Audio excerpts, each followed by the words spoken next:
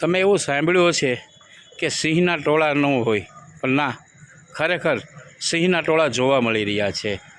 બગદાણા પાસેના શેરડીવદર ગામે ગત રાત્રિના એકી સાથે 17 સિંહનું પરિવાર આખું ટોળું વાડી વિસ્તારમાંથી પસાર થઈ ગયું હતું. ત્યારે કોઈ વ્યક્તિએ વિડીયો બનાવી અને સોશિયલ મીડિયામાં વિડીયો વાયરલ કર્યો છે. જાણવા મળતી વિગત મુજબ કે આ સિંહ આ પહેલાં પણ પાલીતાણા વિસ્તારમાં એકી સાથે 17 દેખાણા હતા. આ જ સિંહનું ટોળું ગઈ રાત્રિના બગદાણા પાસેના શેરડીવદર ગામની સીમમાં પણ જોવા મળ્યું હતું.